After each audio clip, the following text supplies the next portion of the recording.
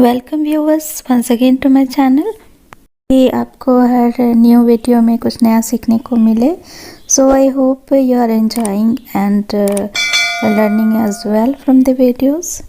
Equivalent rational numbers बिल्कुल ऐसे ही है जैसे इक्विवेलेंट फ्रैक्शंस है।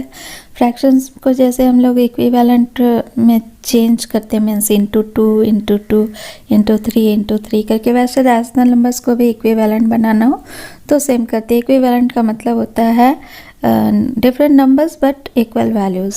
जैसे फर्स्ट वाला -2/7 इसको इंटू 2 इंटू 2 कर देंगे तो हो जाएगा -4/7 × 14। और फिर नेक्स्ट हो जाएगा इंटू 3 तो -6/21। और उसके बाद वाला हो जाएगा -8/28। इसी तरह बाकी दोनों भी कर लेते हैं। ये क्वेश्चन है, draw the number line and represent the following rational numbers on it. पहला है 3/4। तो यहाँ पे बहुत इजीली इसको किया जा सकता है कि देखो 3/4 है। पहले हम लोग नंबर लाइन ड्रॉ कर लेते हैं और 1 2 3 4 ऐसे करके हम लोग पूरा नंबर्स दे देते हैं। ये प्लस साइड में हमें रिप्रेजेंट करना, तो हम 0 से लेके 1 के तक का जो वैल्यू है इसको, ये 3/4 है जो कि फ्रैक्शन वैल्यू है, तो हम लोग यहाँ पे रैशनल है। और यहाँ पे तब हम लोग फर्स्ट वाले को मतलब 0 से लेके 1 को, डिनोमिनेटर में 4 है इसलिए 4 पार्ट्स में डिवाइड करते हैं और 4 पार्ट्स में से 3 पार्ट्स को लेते हैं बिकॉज न्यूमरेटर में 3 पार्ट्स है। तो ये वो जगह जो है वो रिप्रेजेंट करेगा 3/4। सिमिलरली नेक्स्ट क्वेश्चन के लिए -5/8। तो हम लोग लेफ्ट साइड में यानी कि माइनस साइड में 8 पार्ट में 0 से लेके -1 को 8 पार्ट में डिवाइड करते हैं और लेफ्ट साइड में हम लोग 5 पार्ट्स लेते हैं और वो रिप्रेजेंट करेगा -5/8। नेक्स्ट क्वेश्चन है -7/4। इसको भी हम लोग लेफ्ट साइड में रिप्रेजेंट करेंगे। तो यहाँ पे फिर से 0 से लेके -1 के बीच हम लोग 4 पार्ट्स बनाते हैं। पहले न्यूमरेटर में -7 है जो कि 4 से ज़्यादा है, इसलिए क्या करते हैं -1 से -2 के बीच फिर से हम लोग, डिनोमिनेटर में 4 है इसलिए 4 पार्ट्स करते हैं और फिर हम लोग टोटल 7 पार्ट्स ले लेते हैं -7/4 रिप्रेजेंट करने के लिए। एक यूनिट को हम लोग डिनोमिनेटर में जितना वे वैल्यू रहेगा उतने पार्ट्स में ही डिवाइड करेंगे। एक यूनिट को लाइक 0 से 1 तक, फिर 1 से 2 तक, वो एक यूनिट रिप्रेजेंट कर रहा है। अब नेक्स्ट है 7/8। इसे हम लोग राइट साइड करेंगे प्लस साइड। तो 0 से लेके 1 तक को हम लोग 8 पार्ट्स में डिवाइड करते हैं और इसमें से 7 पार्ट्स को लेते हैं, तो that place will represent 7/8। The points P, Q, R, S, T, U, A and B on the number line are such that TR is equal to SR is equal to SU। ये आप देख सकते हो कि number line में दिया हुआ है, रिप्रेजेंट किया गया है। फिर और है and AP is equal to PQ is equal to QB, ये भी नंबर लाइन में दिखाया हुआ है। Name the rational numbers represented by P, Q, R and S।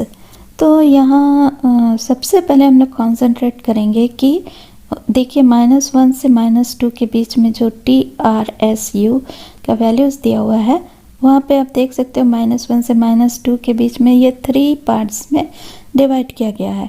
तो एक एक पार्ट कितना होगा इसका जानते हो कैसे लिखते हैं फ्रैक्शंस। तो यहाँ एक एक पार्ट जो है 1/3 होगा।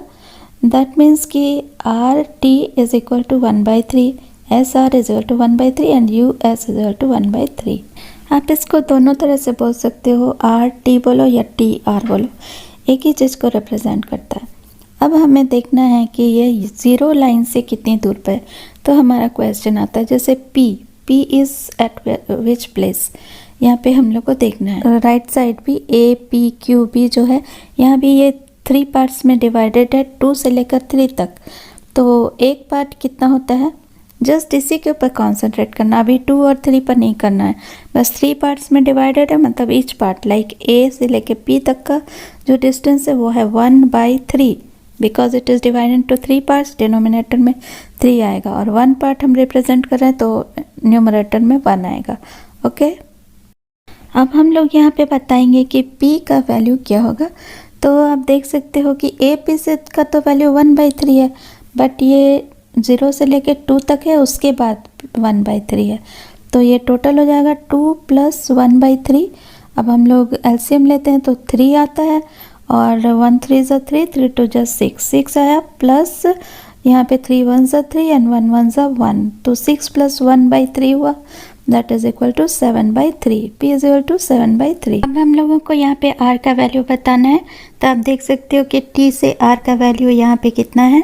देखो t से लेके r तक का वैल्यू है 1/3, 3 पार्ट्स में क्योंकि डिवाइडेड है, और 0 से लेकर के t तक -1 है, तो हम लोग प्लस करेंगे -1 प्लस -1/3, बिकॉज ये लेफ्ट साइड है तो ये इसका वैल्यू माइनस में होगा, तो -1 प्लस -1/3, प्लस माइनस माइनस होगा, यानी -1 -1/3। फिर से हम लोग इसका एलसीएम लेते हैं तो 3 होता है, एंड 1 3 ज़ा 3, 3 1 ज़ा 3, 3 हो गया, मतलब -3 हो गया, और माइनस किए फिर तो 3 1 ज़ा 3 एंड 1 1 ज़ा 1, तो -3 -1/3 that will be equal to -4/3।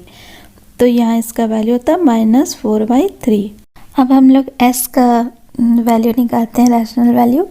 तो यहाँ पे देखिए कि t से s तक का वैल्यू है -2/3, 2 पार्ट्स है 3 पार्ट्स का, और 0 से लेकर -1 तो है ही, तो -1 प्लस -2/3, अब प्लस माइनस माइनस हुआ, फिर से करेंगे कैलकुलेट, तो फिर से 3 आएगा एलसीएम, एंड 3 1 यहाँ पे है -1, तो हो जाएगा 1 3 ज़ा 3 एंड 3 1 ज़ा 3, दैट इज़ -3, और माइनस होगा, फिर 3 1 ज़ा 3 एंड 1 2 ज़ा 2, तो होगा -2, मतलब -3 -2/3, तो वैल्यू हो जाता है -5/3।